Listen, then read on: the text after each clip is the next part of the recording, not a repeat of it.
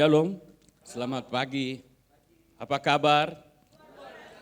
Haleluya. Mari kita dengarkan firman Tuhan. Orang benar akan bertunas seperti pohon korma, akan bertumbuh subur seperti pohon ara di Libanon.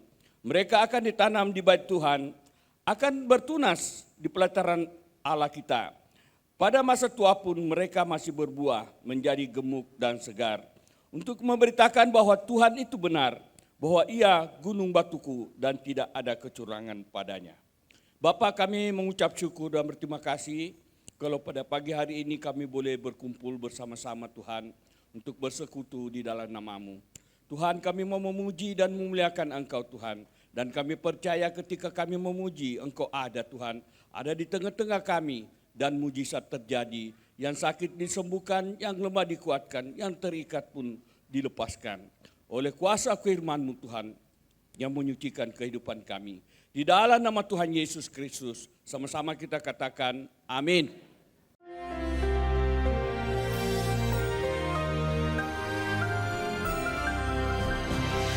Shalom warga kerajaan.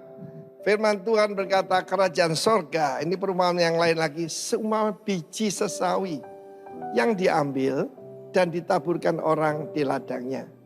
Di dalam bahasa Ibrani, perkataan benih itu adalah zera. Tetapi menabur adalah zara, Z-A-R-A.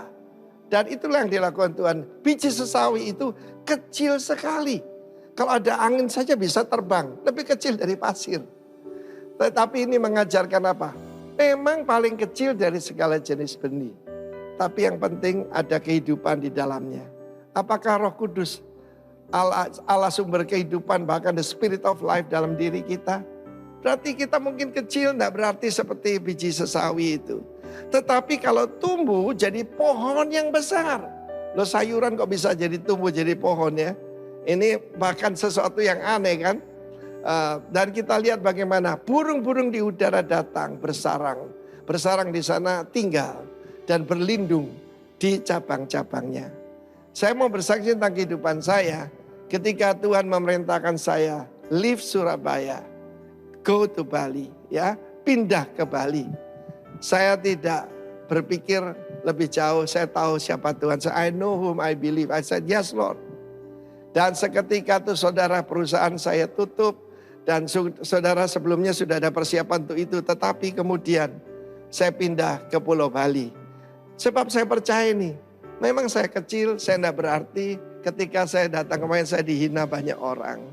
Karena kita tidak punya apa-apa kan. Ya, kita mulai pelayanan ini sangat sederhana. Saya cuma bawa gitar saya, Alkitab saya. Dan istri saya pemain tamborin, kita memuji Tuhan di mana-mana. Itu permulaan kita. Saya membaptis orang, kolam baptisan aja enggak punya saudaraku ya. Waktu itu jemaat enggak ada yang punya kolam renang. Jadi saya baptisnya di Pantai Sanur saudara. Dulu dihina, tapi saya ngerti prinsip ini. Sekalipun yang paling kecil akan tumbuh jadi pohon yang sangat besar. Bahkan keluar cabang-cabangnya. Dengan anugerah Tuhan hari ini, Rock Ministry ada data terakhir 425 cabang kota, yang terakhir Bakersfield di California. Saudara, tetapi saya akan percaya Tuhan akan bekerja luar biasa di Indonesia. Kita lihat hasil pemilu yang barusan ini yang menentukan Jawa Timur, Jawa Tengah, saudara ya. Dan Pulau Bali, meskipun Pulau Bali tidak jumlahnya terlalu besar, tetapi signifikan sekali. Dan saya mau beritahu saudara, maka kita akan jadi pohon yang besar. Itu gambaran daripada the power of the seed. The power of the kingdom. Karena itu jangan anggap enteng permulaan yang kecil. Saya pada waktu berangkat ke Pulau Bali, sebuah buku kecil diberikan pada saya. Sejarah penginjilan di Pulau Bali. Seorang Chinese bernama Chang Kamfu merubah namanya jadi Chang Tohang. To itu the word, the way, ya. Dan Tohang tadi yang menyebarkan, menyiarkan berita. Dan dia masuk ke sini, saudara, belajar bahasa Melayu dulu di Ampenan. Lalu kemudian satu demi satu dia mengalami banyak tentangan, dia mengalami banyak hinaan. Tapi apa yang terjadi sekarang? Gereja-gereja di Pulau Bali, khususnya GKII, dan GKPB jadi pohon yang besar. Dan banyak pohon-pohon, burung-burung bersarang di atasnya, di dalamnya. Itu sepercayalah saudaraku, sama seperti bisnis. Ada seorang konglomerat yang saya kenal, mulainya bisnisnya di mana? Garasi rumahnya. That's it, pegawainya cuma 2. Tetapi segala puji bagi nama Tuhan. Segala dimulai dengan kebenaran di dalam kuasa kerajaan. Burung-burung akan bersarang. Kiranya Tuhan memberkati kita semua. Kenapa burung belum bersarang, belum jadi pohon? Baru jadi pokok yang pendek. Ya, terus bertumbuh. Grow in the Lord. God bless you. Amin. Shalom. Selamat pagi, puji nama Tuhan. Saudara-saudara menikmati kebaikan Tuhan sepanjang minggu ini, boleh megang tangan. Amin. Haleluya. Mari kita bangkit berdiri saudara. Cari 3 orang saudara, katakan Tuhan Yesus baik. Haleluya. Kita mau bersyukur buat kebaikan Tuhan atas kita sampai dengan pagi ini saudara. Haleluya. Hey. Mari yang menikmati kebaikan Tuhan. Sama-sama kita naikkan. Tuhanlah kekuatan dan mazmurku. Amin. Dia gunung batu dan keselamatanku. Hanya padamu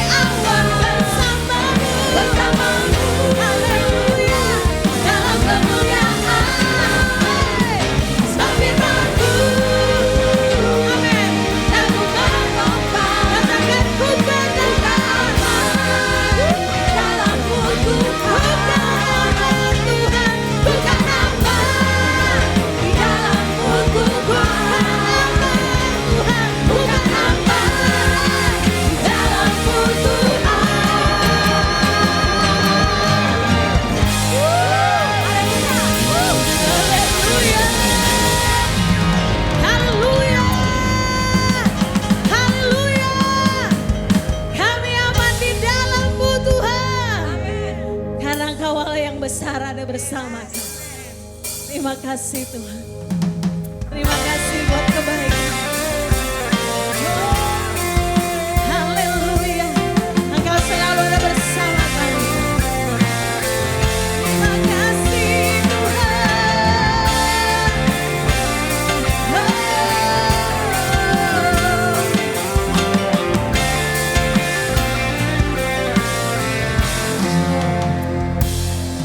Di setiap langkahku,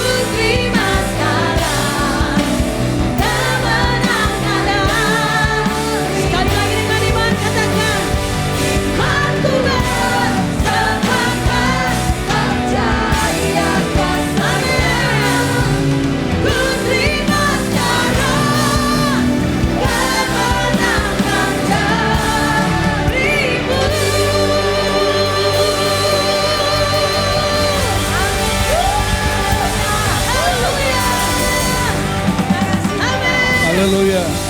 Amin, amin, amin. Bapa, terima kasih. Firman-Mu itu kebenaran yang memerdekakan. Orang-orang terikat dibebaskan karena kebenaran. Firman-Mu itu kuasa yang menyembuhkan. Orang yang dengar firman Tuhan yang sakit sembuh. Firman itu kekuatan yang menyelamatkan. Orang yang ragu-ragu diteguhkan. Yang putus asa dapat pengharapan yang baru. Firman itu kasih yang memulihkan. Dan setiap orang yang dengar firman Tuhan mengalami pemulihan. Berdampak. Kemudian Tuhan dinyatakan. Hamba butuh pengurapan Tuhan. Roh Kudus ambil alih pelayanan ini. Semua orang, kami semua takluk pada otoritas Tuhan. Dalam nama Yesus. Amin. Silakan duduk. Shalom.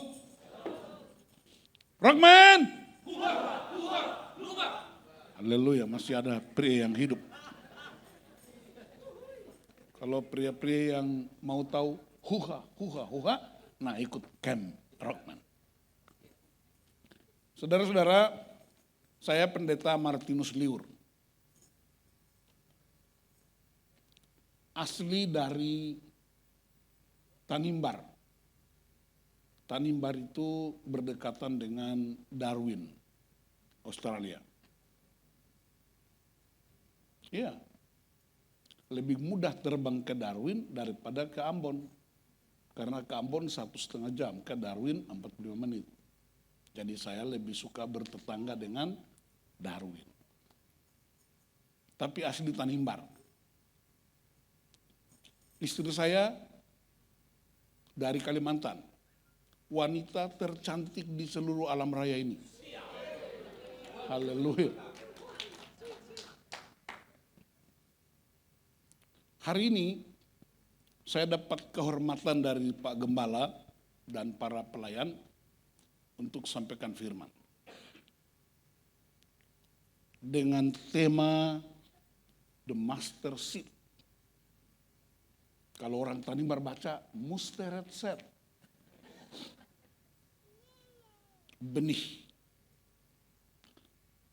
Kalau kita bilang garam, terkandung di dalamnya asin. Jadi Anda nggak usah minta garam asin. Kalau Anda bilang gula, automatically ada manisnya. Kalau Anda bilang pendeta nus, ada gantengnya. Haleluya. Enggak ada yang percaya. Jadi kalau saudara bilang benih, artinya ada potensi. Katakan potensi. Nah, saya mau ajak kita untuk baca Markus 4 ayat 30 sampai 32. Markus 4 ayat 30 sampai 32. Katanya lagi, dengan apa hendak kita membandingkan kerajaan Allah itu? Atau dengan perumpamaan manakah hendaknya kita menggambarkannya? Hal kerajaan itu seumpama biji sesawi yang ditaburkan di tanah. Memang biji itu yang paling kecil daripada segala jenis benih yang ada di bumi. Tetapi apabila ia ditaburkan, ia tumbuh dan menjadi lebih besar daripada segala sayuran yang lain dan mengeluarkan cabang-cabang yang besar. Sehingga burung-burung di udara dapat bersarang dalam naungannya. Pak Gembala, saya siapkan PowerPoint. Dan saya sengaja tidak tampilkan. Karena ada banyak orang punya power, tidak punya poin. Ada orang punya poin, tidak punya power. Makanya saya nggak mau tampilkan PowerPoint. Biar PowerPoint datang dari Tuhan. Haleluya. Kerajaan Allah, kata Yesus, diumpamakan. Katakan umpama. Dengan biji sesawi. Biji sesawi beda dengan pete. Nah, yang ketawa ini suka makan pete. Petenya, buahnya nggak bisa ditanam baik-baik tuh. Ya. Biji sesawi itu paling kecil. Yang bilang itu Yesus. Bukan gembala yang bilang. Karena dia yang tahu, dia yang ciptakan. Yesus suka sekali pakai perumpamaan. Pertama karena prinsip kerajaan Allah itu tidak mudah dimengerti.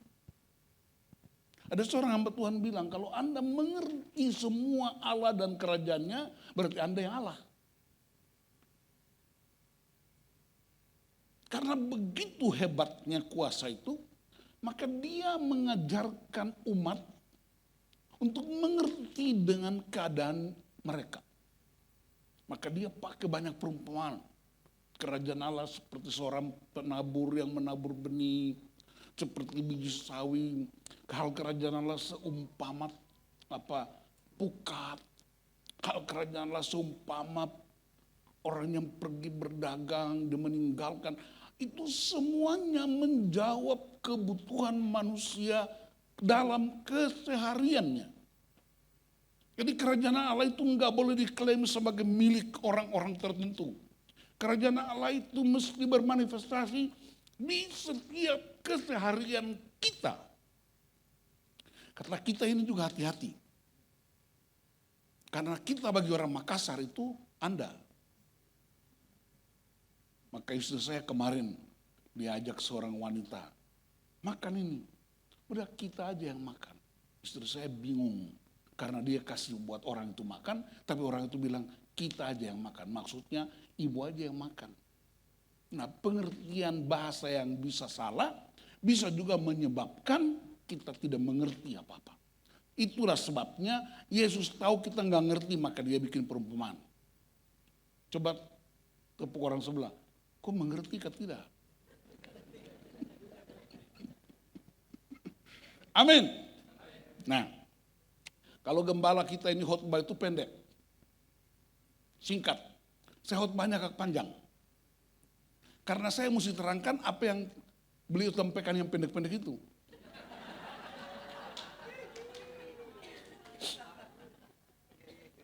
Dan saya baru berhenti berkhotbah kalau Anda udah nangis.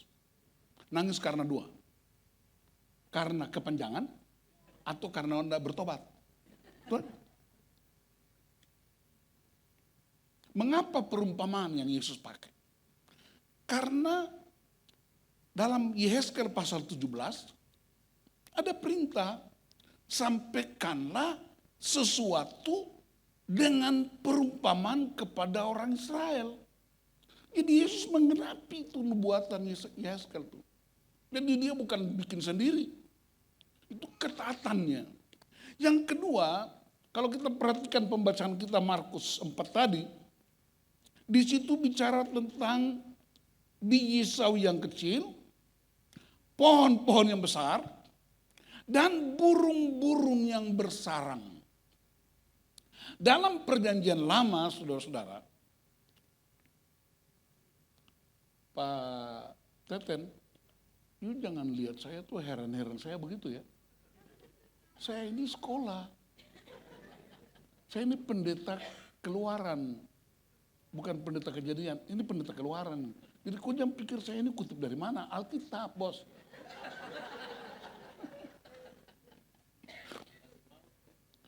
Di perjanjian lama, pohon besar itu gambaran kerajaan-kerajaan besar. Itu ilustrasi tentang pohon besar. Burung-burung datang bersarang adalah wilayah-wilayah yang dikuasai oleh kerajaan besar.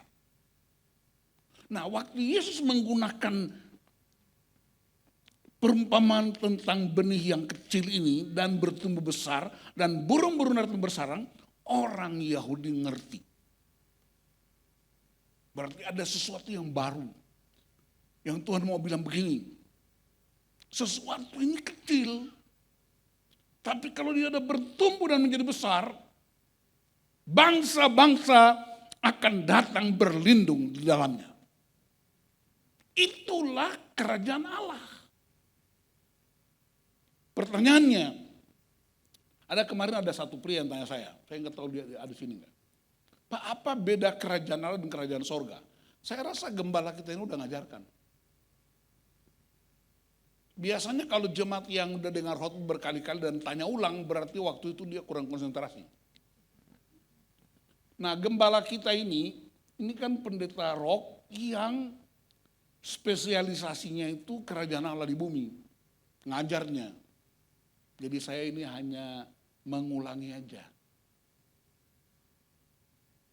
Yesus saja, dia pernah mengajarkan kerajaan Allah berulang-ulang selama 40 hari. Sesuatu yang penting diulang-ulangi. Katakan karena penting. Kenapa diulang-ulangi? Oh, kita mesti lihat ayatnya. Kisah Para Rasul 1 ayat 3. Setelah dia bangkit, dia mengajarkan kerajaan Allah itu berulang-ulang selama 40 hari. Sehingga ada yang bilang amin. Tahu kenapa berulang-ulang? Ada 3 alasan. Yang pertama karena penting. Katakan penting. Yang kedua bilang karena kamu suka lupa. Bilang sama orang sebelah karena kau suka lupa. Yang ketiga, kenapa ulang-ulang? Semua taruh jari telunjuk di kepala. Tekan. Rasa apa? Keras. Karena kita keras kepala, makanya diulang-ulang. Jadi kalau kita khotbah ulang-ulang kerajaan Allah, wajar orang Yesus saja ulang-ulang 40 hari. Ini di rock harus udah bulan ketiga ini ya, kerajaan Allah, perumpamaan. Nah sekarang kerajaan Allah, kemarin ada yang tanya, apa beda kerajaan Allah, kerajaan sorga? Sama aja. Kerajaan sorga itu ditulis di kitab Matius. Karena pembaca kitab Matius itu orang Toraja. Oh bukan, orang Yahudi. Jadi Matius ditujukan kepada orang Yahudi.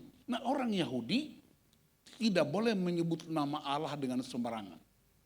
Maka dia pakai kata sorga. Sedangkan kitab-kitab lain pakai kerajaan Allah. Jadi kalau saudara ketemu di Alkitab kerajaan Allah, kerajaan sorga, sama saja. Kira ada yang bilang, itu Pak Gembala sudah bilang. Ini kan saya ulangi. Amin. John Haggai, pendiri Haggai Institute, dia bilang begini, repetisi pengulangan adalah induk segala perubahan. Makanya kita mesti ulang. Bukan kawin ulang, tapi firman diulangi. Rockman! Haleluya. Nah, apa tema utama Yesus datang ke bumi? Ada beberapa ayat yang menerangkan. Tema utama Yesus ke bumi ialah kerajaan Allah harus terjadi di bumi. Tidak ada yang lain. Dan saya kutip pernyataan gembala. Nggak ada ayat yang bilang kita akan masuk surga. Saya cari memang nggak ada. Tapi kita akan masuk di Swiss Bell untuk dengar khotbah. Dan ini bukan sorga, ini bumi. Kerajaan sorga mesti terjadi di bumi. Yesus bilang, untuk itulah aku datang. Dalam Matius dia terangkan, Lukas 4 ayat 43. Tetapi ia berkata kepada mereka juga di kota-kota lain, aku harus memberitakan Injil kerajaan Allah, sebab untuk itulah aku diutus. Wow. Jadi kalau ada gereja yang tidak mengajarkan kerajaan Allah, saya harus jujur, Anda diragukan kegerejaanmu. Karena gereja didirikan Yesus. Maka kita mesti mengajarkan apa yang Yesus ajarkan. Bilang amin. Saudara masih tunggu kan apa yang mau saya terangkan tentang benih? Itu alasannya. Nah sekarang mari kita periksa. Hakikat benih itu kecil. Sesuatu yang kecil bisa juga disebut tidak terlihat. Katakan tidak kelihatan. Dunia, Indonesia, orang Makassar, orang Toraja, orang Tanimbar, orang Ambon menilai sesuatu berdasarkan hal-hal yang kelihatan. Mau bukti? Orang kaya diukur dengan apa? Dia punya luas tanah. Ukurannya apa? Rumahnya mewah. Padahal orang yang punya banyak rumah yang mewah ada di penjara itu. Orang sukses ukurannya apa? Pabriknya besar, karyawannya banyak. Tapi kalau makan ikan kuah kuning enak, apa nama restoran Bapak itu? CH. Ini endorse, berarti ada diskon. Halo.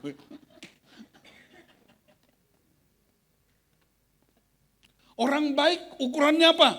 Sumbangannya besar. Sedekahnya banyak. Kan ukuran kita selalu begitu. Orang pandai apa ukurannya? Banyak gelar di depan maupun di belakang nama. Profesor, doktor, MS, MSc, STH, SMTPI, rame. Padahal itu bisa dibeli. Orang saleh, apa ukurannya? Rajin ke gereja. Coba bilang sama orang sebelah, rajin ke gereja tidak menentukan kesalehanmu. Orang saleh banyak kegiatan agama. Itu kan ukuran-ukuran dunia. Dan kita cenderung menerima sebagai kebenaran. Orang berjabatan besar, masuk gereja, duduk paling depan. Tapi yang duduk depan ini, aduh gak ada jabatannya ke sini. Akhirnya kalau terima tamu, ya ini kan persembahannya paling 50.000. Udahlah, masuk, cari tempat. Tapi kalau persembahannya itu puluhan juta, sampai Pak. Antar sampai depan. Tapi di rok nggak ada. Nggak ada yang ngaku maksudnya. Jadi saudara-saudara, dunia ini terbalik. Dan Yesus sedang mengajarkan hal yang berbeda. Seorang hamba Tuhan ini ahli karakter, dia salah satu mentor saya. Dia bicara tentang benih-benih yang tidak terlihat, invisible seeds. Ini yang disebut karakter. Dan orang tidak suka karena hal-hal yang tidak terlihat itu tidak populer. Hal-hal yang tidak terlihat itu nggak ada markupnya.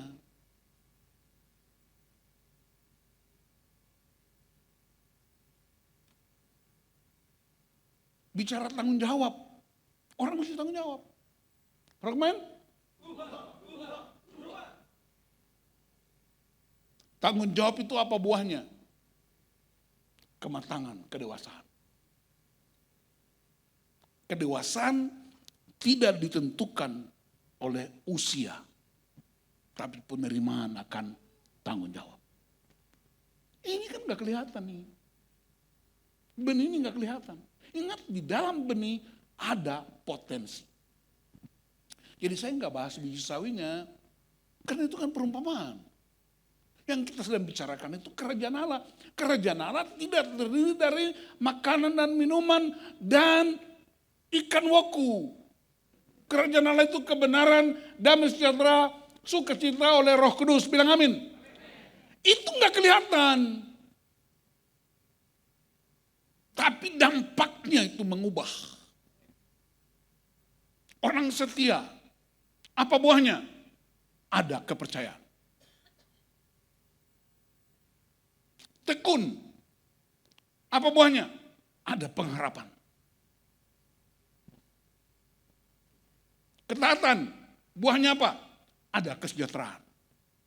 Jadi tidak ada yang terjadi tiba-tiba. Pak, tapi zaman Israel, mana turun dari sorga? Saya mau kasih tahu, itu orang Israel sedang berjalan menuju tujuan. Kapan dia berkebun? Maka Allah menyediakan. Dan Anda tidak boleh mengharap Allah turunkan mana dari sorga, itu enggak boleh. Makanya dia kasih perumpamaan tuh. Tanah, benih, tanam, rawat. Itu kan Bang Jo menyebutnya, Pak Pastor menyebutnya sebagai Anda bisa kehilangan job, tapi Anda nggak bisa kehilangan work. Itu kan kebenaran. Saya kutip ini bukan untuk menyenangkan beliau, tapi memang itu kebenaran firman. Karena beliau ini kan tipe orang Ambon yang tidak memakan puji. Dorang tahu makan puji atau tidak? Satu kali waktu saya masih mahasiswa, pergi ke Mataram. Jadi sebelum acara mulai, ada satu oma orang Ambon, dia faham Latu Mahina. Udah tua kira-kira umur 50 tahun, 60 tahun. Ada Latu Mahina sini. Memang Latu Mahina itu orang baik-baik, haleluya. Lalu anak-anak mahasiswa itu mereka bilang begini, mereka bilang saya bonus karena waktu itu saya pimpinan mahasiswa Kristen Indonesia. Oma, itu bonus itu parlente ya? Saya dengar. Saya datang tanya, Oma, ini kan baru ketemu hari ini anak-anak ini, mahasiswa ini. Belum sampai 30 menit, kok mereka bilang saya parlente? Parlente buat orang Ambon itu tukang tipu. Oma bilang, Nyong, parlente di sini artinya bergaya. Akhirnya sepanjang acara, beta parlente terus. Rock band! Haleluya. Itu dulu. Ketulusan, apa buahnya? Persahabatan. Kita bersahabat dengan Allah. Terbuka. Apa buahnya? Lega. Bebas. Baik. Buahnya apa? Ada kemurahan. Berkorban. Apa buahnya? Perdamaian. Iman, buahnya apa? Keselamatan. Jadi hal-hal ini yang disebut invisible seed. Benih yang tak terlihat. Dan mestinya orang yang hidup dalam kerajaan Allah, dia lebih mengutamakan yang tidak terlihat. Karena yang tidak terlihat itu, dampaknya itu luar biasa. Jangan euforia dengan hal yang terlihat. Kenapa banyak perceraian? Pernikahan Kristen banyak yang cerai. Karena cuma lihat penampilan. Lihat dia punya pabriknya, lihat dia punya restorannya. Lihat dia punya dompetnya, tapi dia nggak lihat di dalamnya karakternya. Dari perumpamaan ini sudah mengajarkan buat kita bahwa kerajaan Allah itu kuasa yang tidak terlihat. Tapi kalau dia sungguh-sungguh dikerjakan, maka dampaknya itu banyak orang datang berbondong-bondong untuk mendapatkan kemuliaan Allah di tempat itu. Nah, saya ingin memberitahukan kita bagaimana caranya supaya benih yang kecil itu, yang tidak terlihat itu, dia bisa bertumbuh dan berbuah. Katakan berbuah. benih itu tidak akan pernah berbuah jika dia tidak pernah ditaruh di tempat yang benar. Dia akan tetap jadi benih. Saya ini lahir di sebuah desa yang dulu tidak ada di peta Indonesia. Serius. Pulaunya namanya Pulau Selaru, sekarang boleh di googling dapat tuh. Pulau itu 7 desa. Dan kalau lihat di peta Indonesia cuma tulis nama pulaunya aja, Pulau Selaru. Desa-desanya nggak disebutkan, apalagi desa tempat saya lahir. Disebut dusun. Bapak saya seorang kepala sekolah, tapi juga waktu itu karena gereja belum banyak pendeta, kepala-kepala sekolah itu diangkat jadi semacam pendeta swasta. Guru jemaat namanya.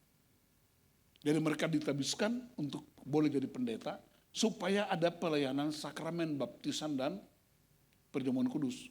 Kalau enggak, kapan terjadi itu? Karena itu kotanya jauh sekali. Pergi ke Ambon itu butuh waktu bisa berminggu-minggu itu. Nah, ibu saya itu punya keahlian itu membuat dari tanah liat itu bikin belanga atau tempat masak, dibikin dari tanah liat. Lalu dia juga bisa menenun. Satu kali ibu saya tadi bilang begini, kenapa orang-orang barat itu hidung tinggi, tinggi besar, putih. Kenapa kita orang Tanimbar ini hitam badaki, kecil, hidung pesek. Terus mama jawab sendiri, karena dia lagi bikin sempe itu dari tanah liat. Dia bilang, oh mungkin waktu Tuhan bikin manusia, yang orang-orang bule itu, orang-orang barat itu, Tuhan bikin depan mukanya. Jadi dia olah di depan matanya. Nah karena udah agak malam, Tuhan udah capek, kita ini dibikin. Habis itu mama ketawa sendiri. Waktu saya dengar itu saya menangis. Apa yang menyebabkan saya menangis? Karena saya sudah dapat pengajaran. Ini ibu bilang ngomong ini sebelum meninggal dia. Ternyata nggak usah anggap remeh yang kecil, yang hidung pesek dan hitam badaki. Karena orang Ambon bilang begini-begini beta udah keliling dunia sampaikan firman Tuhan. Dari desa yang nggak dikenal, dari seorang wanita yang pendidikannya sekolah rakyat, tapi anaknya berkeliling dunia memberitakan kebenaran firman Allah. Jadi kau jangan anggap remeh yang hitam badaki. Jangan anggap remeh yang kecil. Karena ada benih di dalamnya. Dan benih itu ketika ditaruh di tempat yang benar, dia berdampak luar biasa. Amin. Nah, saya ingin kasih tahu yang pertama. Bagaimana cara membuat benih yang tidak kelihatan itu? Tentukan benih apa yang ditumbuhkan. Ada satu guru TK, dia suruh anak-anak kecil. Anak-anak, ibu kasih waktu 10 menit, tulis sebanyak-banyaknya jenis-jenis buah. Ini TK-nya di Makassar. Anak-anak mulai tulis, baru 1 menit, satu anak maju bawa kertas buat ibu. Dia tulis satu kata, rujak.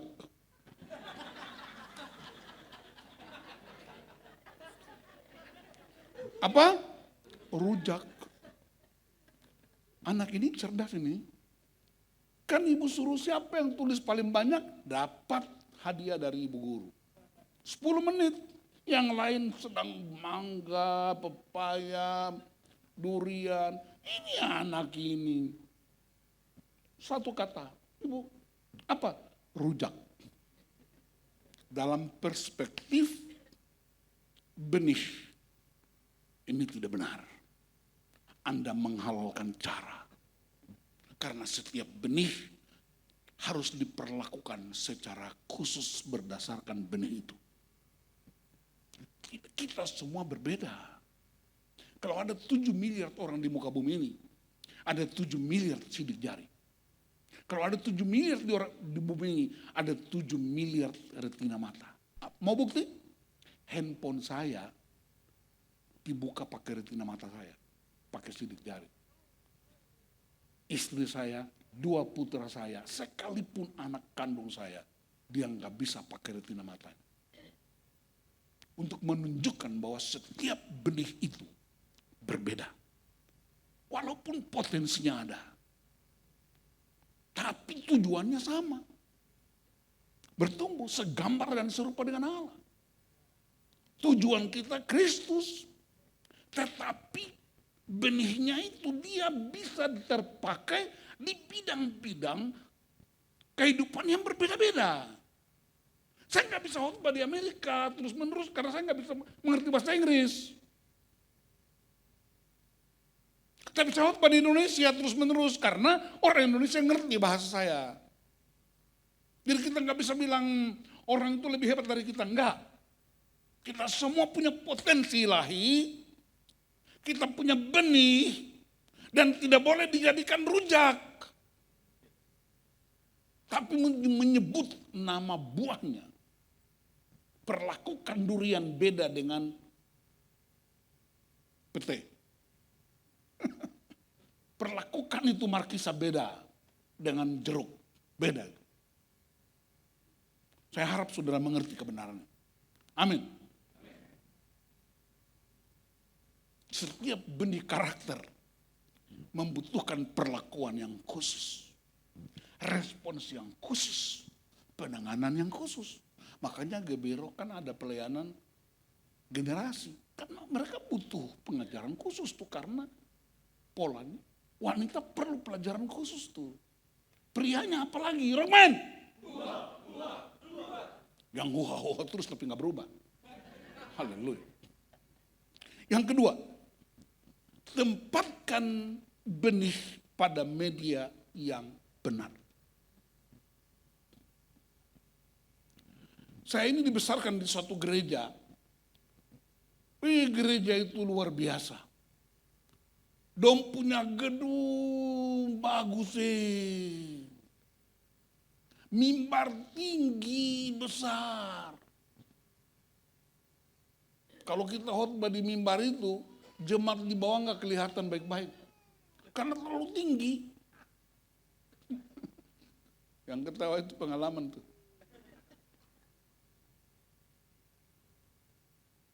Dari apa? Dia bernama gereja, tapi belum tentu menjadi lahan yang baik untuk membuat pertumbuhan karakter itu lebih baik. Orang menyebutnya agamawi.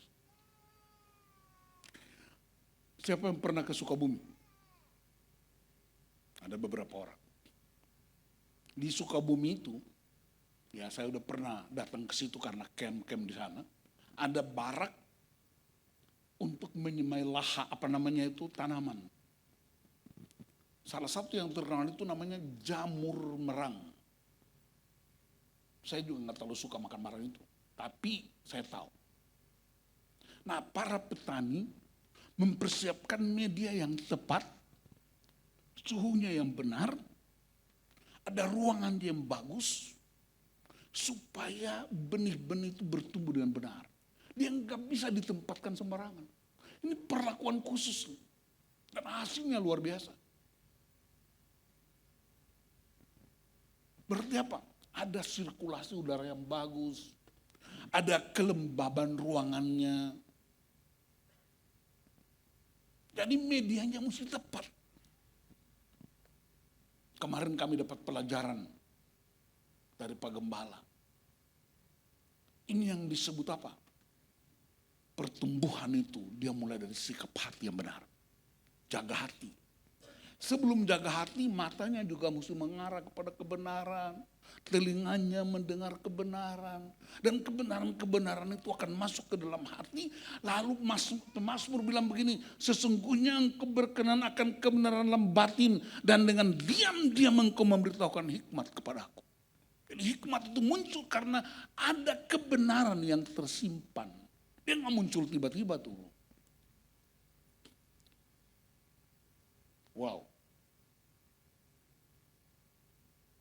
Jadi baca tiap hari firman Tuhan. Baca aja. Saudara ngerti atau nggak ngerti, baca.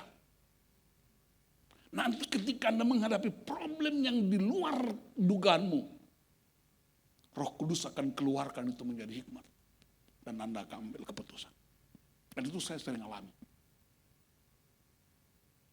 Paling sering saya alami. Makanya orang-orang karismatik kalau disuruh khotbah, Pak Liur khotbah di kami ya, tanggal berapa, apa temanya? Kita serahkan kepada otoritas Roh Kudus. Dalam hati saya, wah ini orang ini malas mencari ayat. Ternyata mereka udah punya perspektif. Bahwa kalau Anda sudah punya simpan benihnya, simpan sesuatu, maka ketika dibutuhkan, Roh Kudus akan keluarkan untuk menjawab kebutuhan. Karena kebutuhan Anda, saya tidak tahu, hanya Tuhan yang tahu. Tapi karena saya sudah simpan poin itu, kuasa itu, dan Tuhan akan keluarkan untuk menjawab kebutuhan mereka. Satu kali saya khotbah di sebuah KKR anak muda di Ambon. Itu pesertanya itu hampir satu kota Ambon. Wali kota hadir sama istri. Tim kami dari Jakarta, itu tim musiknya itu wah powerful. Itu dari Jakarta tuh. Jadi mereka memuji itu ada choirnya dari anak muda. Itu gedung penuh kira-kira sekitar 300 sampai 500 orang tuh. Satu kota Ambon, wali kota datangkan. Saya udah siapkan khotbah, karena kami udah 1 minggu. Saya siapkan dengan begitu rapih. Karena saya tahu orang Ambon itu banyak bertanya, jadi saya mesti siapkan yang benar. On Fire itu pemusiknya, pemujinya udah luar biasa. Mereka udah nyanyi. Well-nya udah mulai kasih kode kayak tadi tuh. Menyingkir ke sini. Tidak usah kasih kode, Anda menyingkir aja, saya udah tahu maksudnya saya mau naik tuh. Nah, well-nya kasih kode sampai istri saya bilang begini, Pak, udah waktunya Pak. Tapi kosong melempung. Semua yang saya siapkan hilang sama sekali. Hampir 10 menit itu. Orang itu udah bingung di atas. Karena lagu untuk persiapan firman diulang-ulang. Ulang kira-kira ada 5-6 kali. Oh ini pendeta kok gak maju-maju. Tapi saya ngerti. Akhirnya saya keluar ruangan. Saya mau tanya Tuhan, Tuhan ada apa? Salah saya apa? Kok semua persiapan saya itu blank? Waktu saya pas keluar pintu itu, ada satu anak muda yang berjalan tertimpang-timpang kakinya. Tapi dia enggak sedang ke tempat acara, karena di luar tembok. Tiba-tiba muncul, ini orang Protestan kan mempertanyakan, kalau orang karismatik mengerti ini. Sepertinya Tuhan bicara, satu kata muncul, nine. Dia kayak angin aja, nine. Saya ngerti cerita anak muda yang bangkit di nine tuh. Berarti sudah ada. Lalu Roh Kudus keluarkan. Karena kebutuhan anak-anak muda tempat itu, ialah mereka mesti bangkit dari kematian. Saya enggak datang lagi ke tempat kami duduk. Saya langsung naik dari panggung, saya ambil mic-nya. Saya khotbah nggak sampai 15 menit baru bicara tentang anak muda, rombongan orang mati keluar dari Nain dan ketemu rombongan kehidupan Yesus yang sedang masuk. Terjadi perjumpaan, anak itu bangkit. Tiba-tiba Bapak Gembala, itu dia di dalam gedung itu, rekamannya mungkin masih ada. Dan di atas panggung, itu anak muda tersungkur, ada yang teriak, mereka muntah, mohon maaf. Terjadi manifestasi yang luar biasa. Wali kota sama istrinya itu terharu sama nangis. Para pendoa nggak kuat, mereka mesti angkat bawa keluar. Dari situ saya belajar. Anda simpan aja itu kebenaran. Isi di hatimu dengan kebenaran. Nanti Tuhan yang akan mengeluarkannya. Karena dia tahu kebutuhan-kebutuhan orang yang membutuhkannya. Simpan benih di media yang benar. Yang ketiga, ini penting, bersihkan benih dari para penghambat. Katakan, bersihkan dari para penghambat. Di Timur Tengah ada 3 jenis penghambat yang mengganggu para petani. Yang pertama itu apa? Benalu. Tahu benalu? Parasit. Dia nempel di pohon dan kerjanya cuma apa? Dia serap sari-sarinya. Sampai pohon itu mati dan benalu itu akan mati. Kitab Yudas menyebutnya sebagai predator. Ada orang masuk gereja tapi kerjanya dia mau aja, buat dia terus. Kenapa aku nggak didoakan? Kenapa aku nggak dilayani? Terus udah kayak benalu aja. Nggak mau bikin apa-apa. Padahal dia bisa bikin apa-apa. Penghambat yang kedua, dia bernama belalang. Dia makan daun-daun tanaman itu. Karena tanaman itu dia berbuah dari apa? Belalang menurut pelajaran ilmu hayat. Dan yang ketiga, kitab Kidung Agung bilang rubah-rubah kecil. Nah, apa penghambat benih? Dia bisa berupa sikap keengganan untuk berubah. Khotbah berkali-kali orang ini nggak berubah-berubah. Gengsi, merasa lebih hebat dari orang lain.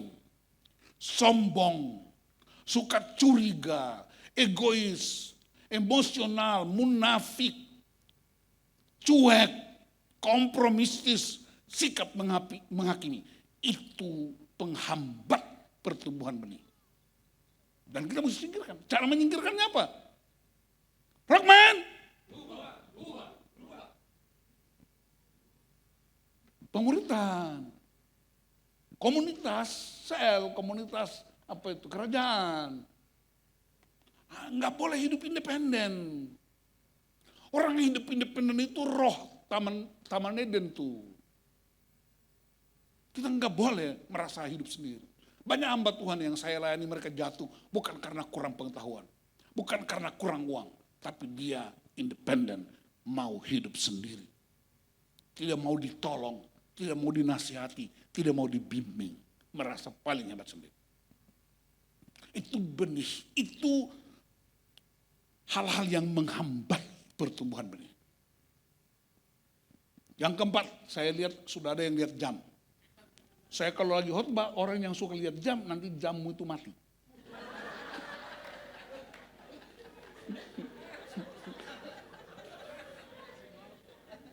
Makanya saya tidak mau pakai jam.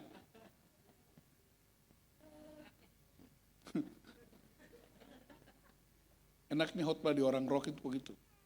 Orang tidak tersinggung ya. Kalau kau tersinggung berarti kau ini penghambat benih. Rubah-rubah kecil. Ada aja protesnya. Kenapa khotbah panjang? Kenapa khotbah pendek? Panjang ribut, pendek ribut. Kenapa AC-nya? Kenapa ininya? Parkirnya? Tidak ada yang sempurna di muka bumi. Karena tidak sempurna makanya kerajaan Allah perlu didatangkan. Supaya dia mengubah yang tidak sempurna menjadi sempurna. Amin. Kalau saudara mau lebih sempurna, mati aja sekarang. Karena mati, selesai problem. Dan saya sudah cek panitia, pelayan di tempat ini. Hari ini tidak ada anggaran mati.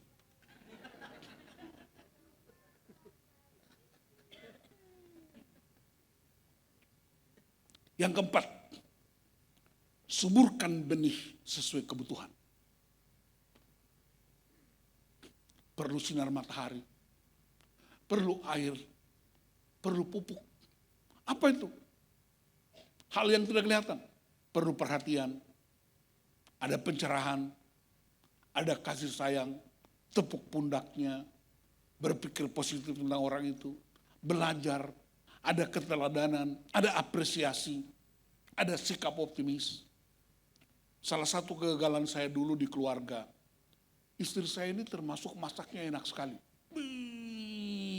Tidak ada saingan. Benar. Apalagi kalau dia masak ikan kuah kuning. Restoran kalah itu. Betul. Saya tidak bermaksud supaya undang istri saya jadi ahli, nggak usah.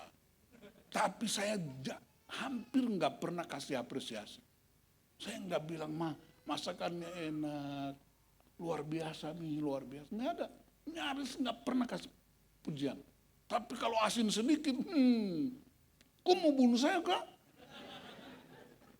Karena darah tinggi, garam kan bikin darah tinggi. Oh, saya rencana mau bunuh beta.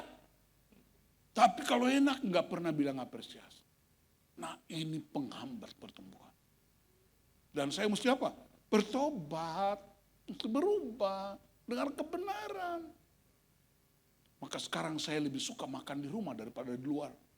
Bukan karena masakan itu saya enak saja, tapi karena nggak ada uang makan di luar.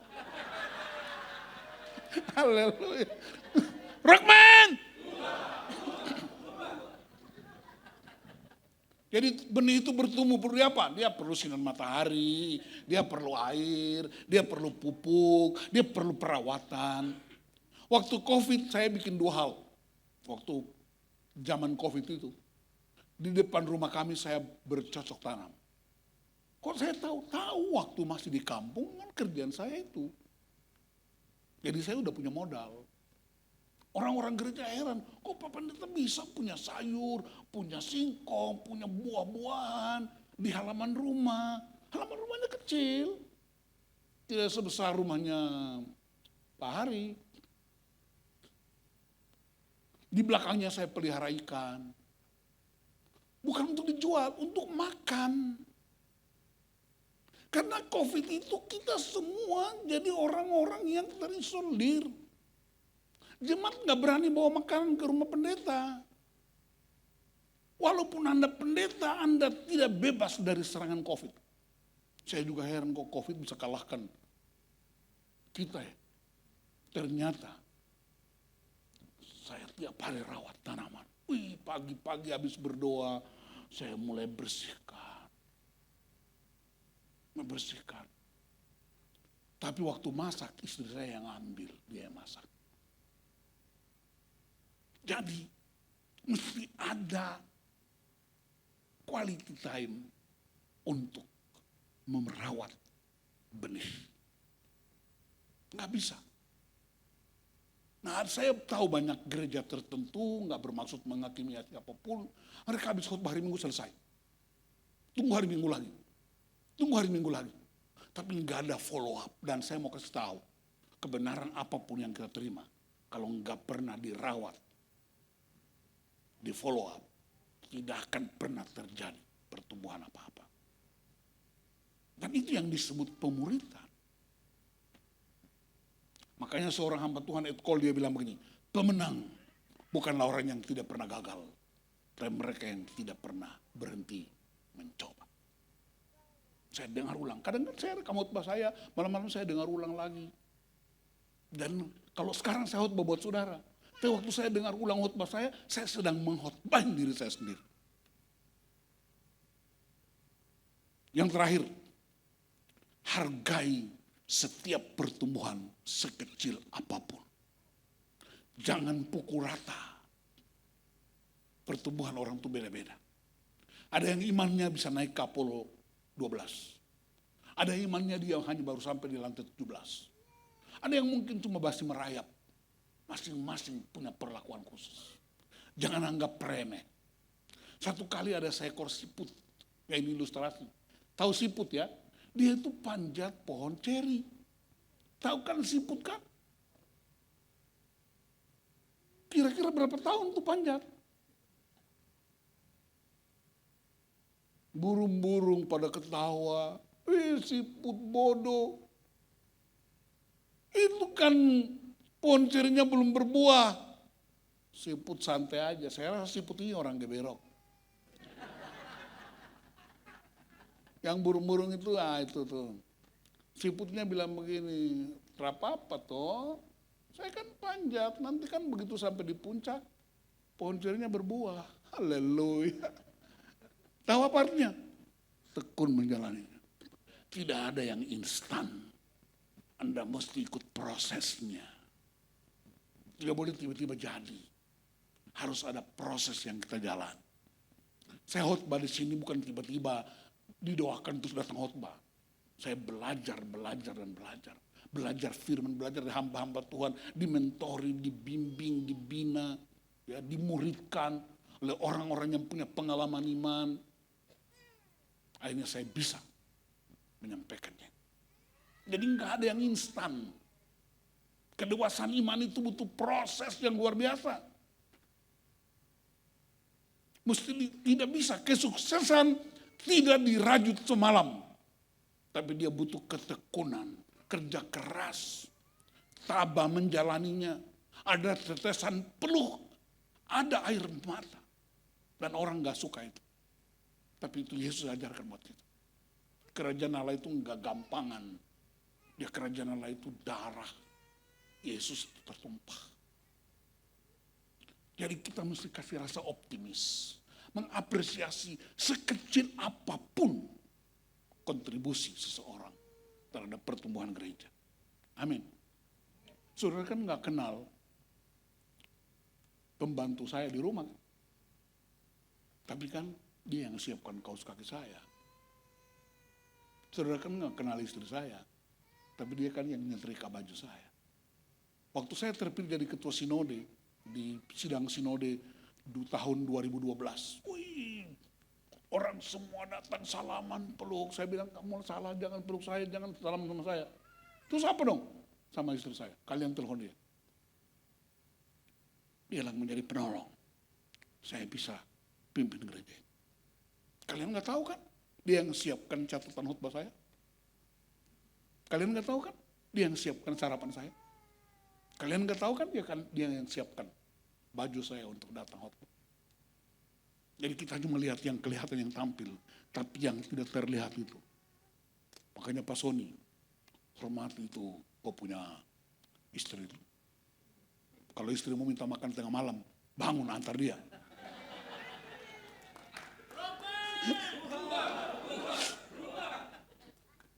Istrinya mau makan sesuatu yang enak, tapi Pak Sony-nya udah ketiduran. Tapi saya udah ngantuk. Ya tapi saya mau makan, ya udah akhirnya jadi pergi. Itu dosa. Maksudnya ialah mari kita menghormati sekecil apapun kontribusi seseorang perjalanan hidup kita. Saya hormati. Paulus bilang kepada orang Roma 1 ayat 14. Roma 1 ayat 14, 15 bilang apa? Aku berhutang kepada orang-orang terpelajar maupun orang-orang tidak terpelajar. Dan untuk itulah aku pergi memberitakan Injil. Saya waktu kuliah dapat beasiswa. Pertama karena bapak saya kan gak punya uang. Tapi yang kedua karena saya pintar. Beasiswa itu hanya diberikan untuk dua kriteria. Orang tua gak mampu dan yang kedua pintar. Coba bilang pintar. Belajar kan bukan tiba-tiba muncul. Nah dapat beasiswa dari siapa? Seorang janda tua di Belanda. Di zaman itu janda-janda di Belanda itu mereka kasih uang mereka untuk menolong sekolah-sekolah teologi di Asia. Saya salah satu yang dapat. Begitu kalau waktu dapat kesempatan ke Belanda, apa yang saya lakukan? Begitu tiba masuk di hotel semua selesai, saya bilang, saya mau cari kuburan janda ini. Saya bukan pergi menyembah dia, saya mau bilang begini.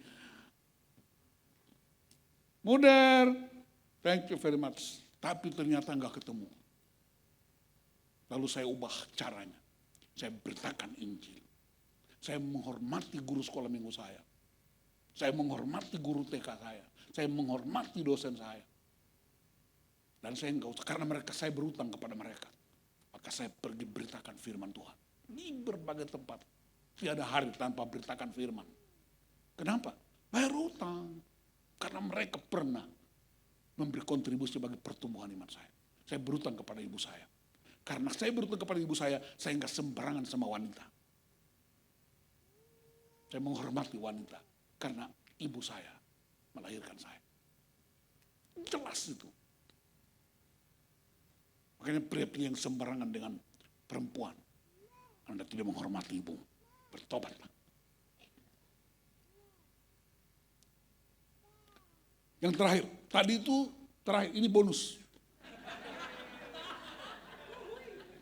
Kan tadi saya udah kasih tahu, kalau gembala khotbah pendek, karena dia sampaikan pokok-pokok pikiran. Kalau saya khotbah panjang, karena menguraikan pokok-pokok pikiran.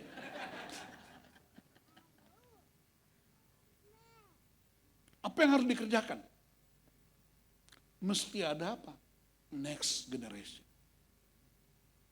Nggak cukup tinggal di situ. Harus ada regenerasi. Melalui apa? Ada pemuridan, ada training, ada coaching, ada mentoring, ada pembapaan, ada konseling. Dulu saya sebelum ikut pemulihan tahun 2004, aduh saya cuma khotbah doang dan orang anggap wah khotbah bagus.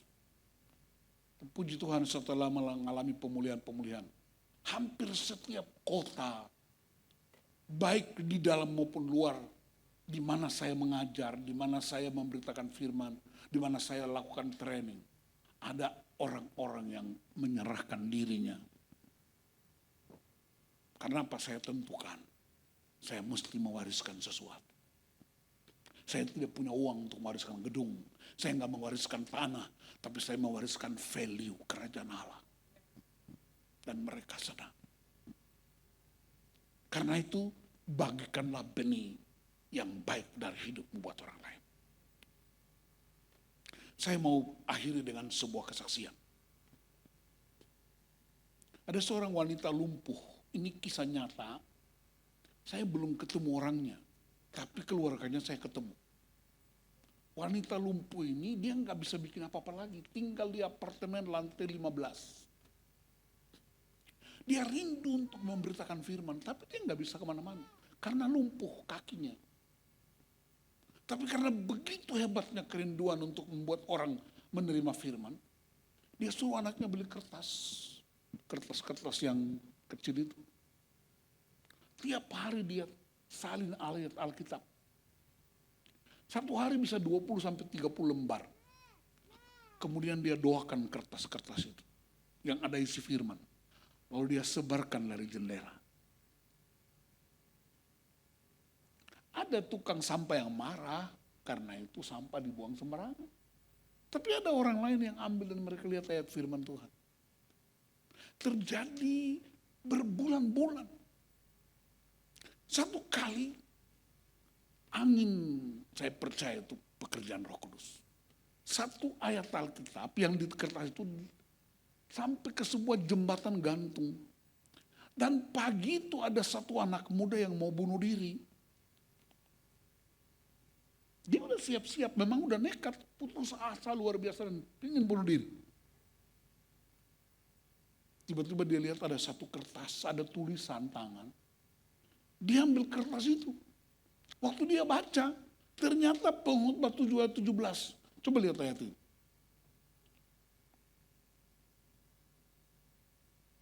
Pengkhotbah 7 ayat 17. Janganlah terlalu fasik, janganlah bodoh. Mengapa engkau mau mati sebelum waktumu? Saudara lihat. Anak itu ambil ayat itu, nggak jadi bunuh diri. Nah ini bukan perumpamaan, ini cerita nyata karena saya ketemu. Tidak jadi bunuh diri. Yang dia lakukan apa? Dia cari tahu dari mana kertas itu. Hampir 1 minggu baru tahu kertas itu dari mana. Dari atas apartemen itu. Dan dia akhirnya ketemu wanita lumpuh ini. Dia minta didoakan. Dan anak muda ini sekarang jadi misionaris yang luar biasa. Tuhan pakai dia dahsyat memenangkan banyak anak muda yang mau bunuh diri. Jangan anggap remeh hal kecil. Wanita ini dia lakukan sesuatu yang kecil. Hanya menulis ayat di kertas. Dia sebarkan dari apartemen. Lihat benihnya. Dari dalam hatinya. Dia nggak bisa melangkah. Tapi misionaris muda itu menangkan ribuan orang untuk Kristus. Sampai hari ini saya ingin ketemu misionaris itu. Saya ketemu keluarga wanita yang lumpuh ini. Wow. Ada seorang anak muda lahir di tempat yang tidak terkenal. ibunya tidak terkenal, bapaknya tidak terkenal. Di zamannya dia paling kecil dari semua anak sekolah. Dari SD sampai SMP tidak pernah pakai sepatu, tidak pernah pakai sendal, ke sekolah kaki telanjang.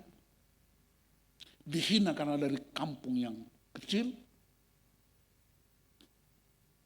Ketika dia menyerahkan hidupnya, Tuhan pakai dia memberkati bangsa-bangsa.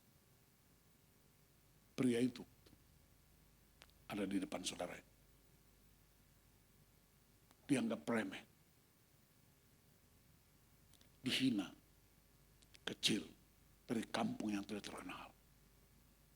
Tapi satu hal, ada potensi yang telah Tuhan tetapkan. Anda punya pilihan, mau nggak kembangkan potensi itu. Tuhan memberkati.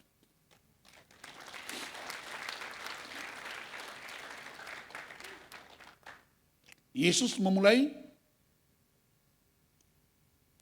3 orang, jadi 12, 70, 500. Dia naik ke surga. Murid-murid 11 orang, karena satu sudah kabur. Apa yang terjadi? Yerusalem, Yudea, Samaria, sampai ke ujung bumi. Salah satu ujung bumi, Makassar, Toraja, Tanimbar. Dimulai dari yang kecil, dimulai dari yang sedikit.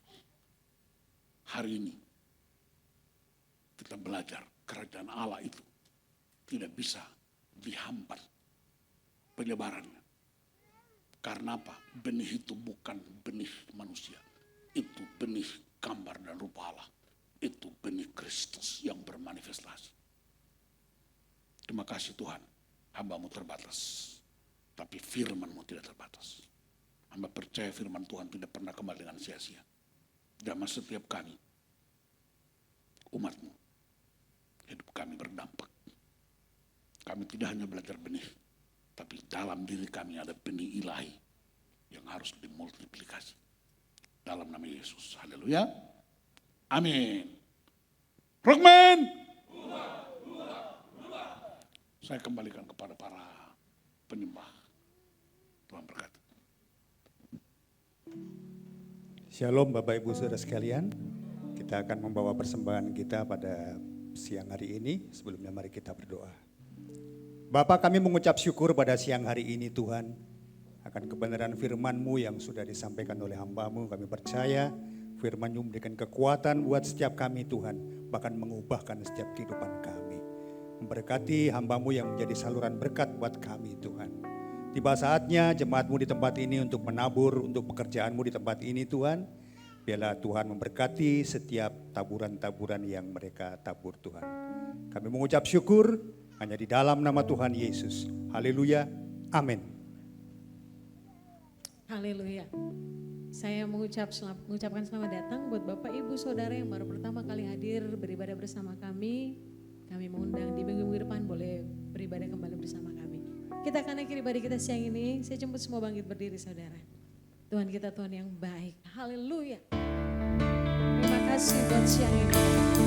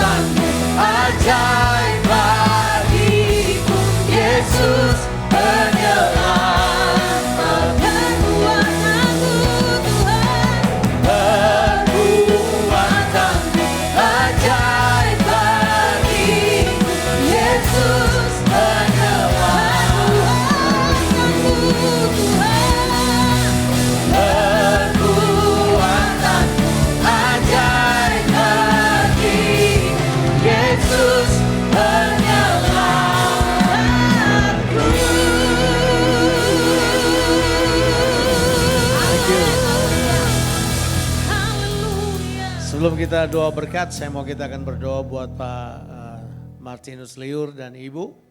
Mereka telah melayani kita dari camp. Terus kemudian nanti besok ada pertemuan couples. Tapi secara khusus ini sebenarnya buat yang hadir di acara camp. Tapi nggak apa-apalah kalau ada couple yang mau datang. Siapa tahu disambar sepleteran mereka bertobat juga bagus. So I still open the times kalau sudah pengen hadir. Silakan hadir besok itu di MRC jam 7 malam. Bagian dari kita punya anniversary month. Jadi kalau ada couple yang mau yang ikut camp wajib datang sama istrinya.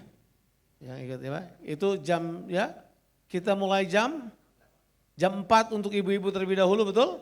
Jadi ibu-ibu jam 4 sore, kemudian jam 6 kita akan mulai dengan pasangan suami istri yang akan dilayani oleh Ibu Nana jam 4 sore. Ibu-ibu, yang ibu-ibu tolong angkat tangan dulu biar saya tahu.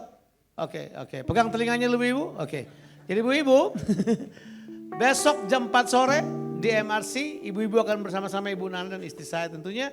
Kemudian jam 6, bapak-bapak. Jadi datanglah bapak dan ibu hadir untuk acara besok. Kita ada couples meeting, secara khusus kita akan menyelesaikan, ini bagian dari rangkaian men's camp. Tapi kalau bapak-bapak yang gak hadir di camp tapi mau hadir sama istrinya, silahkan. Nah, mari kita ulurkan tangan buat Pak Nus. Terima kasih Pak Nus dan Ibu Nana untuk pelayanan. We are all so blessed sebagai jemaat, kita sangat diberkati. Kita menerima benih-benih yang luar biasa dari Tuhan, kebenaran firman Tuhan. Mari kita berdoa. Bapa di sorga, kami berdoa secara khusus buat Pak Nus dan Ibu Nana dalam pelayanan mereka. Tuhan, Engkau menaruh tanggung jawab pemberitaan kebenaran kerajaan Allah bagi pasangan ini, bagi generasi baru ini. Aku berdoa supaya hikmat dari tempat yang maha tinggi turun ke atasnya. Kekuatan, kesehatan, kecepatan ilahi, kecepatan kerajaan sorga turun ke atas mereka. Pengurapan yang baru, anugerah yang segar dalam pelayanan, fresh dalam pelayanan, aku berdoa turun ke atas mereka. Hikmat yang on time, hikmat yang in season, hikmat yang tepat yang diberikan untuk generasi ini turun ke atasnya. Ketajaman perkataan, hikmat pemikiran Tuhan lewat kehidupan mereka dinyatakan secara berlimpah-limpah. Berkat Tuhan turun ke atas mereka. Terima kasih buat kebaikan Tuhan. Berkati mereka Tuhan. Terima kasih. Sekarang kasih Tuhan, berbahagialah kamu, rukunlah kamu, bersukacitalah kamu, bahagialah bahwa benih ilahi ada dalam kehidupanmu. Terimalah berkat Tuhan. Tuhan memberkati engkau dan melindungi engkau. Tuhan menyinari engkau dengan wajahnya dan berikan kepadamu kasih karunia. Tuhan menghadapkan wajahnya padamu dan berikan engkau damai sejahtera, limpah rahmat. Supaya diberkatilah kehidupanmu, diberkatilah keluar masukmu, diberkatilah keluargamu dan orang-orang yang kau kasihi. Diberkatilah pekerjaanmu, bisnismu, usahamu, studimu. Apa saja yang dikerjakan tanganmu dilipat gandakan oleh Tuhan. Kiranya tangan-tanganmu ini menjadi tangan kesembuhan, tangan keberkatan dan tangan pemulihan bagi semua orang yang kamu jumpai. Karena Tuhan menyertai engkau akan berdiam dalam kehidupanmu. Dalam nama Tuhan Yesus Kristus yang percaya dan diberkati Tuhan berkata bersama-sama, amin. Amin. Happy Sunday everyone. Enjoy your life, enjoy your family.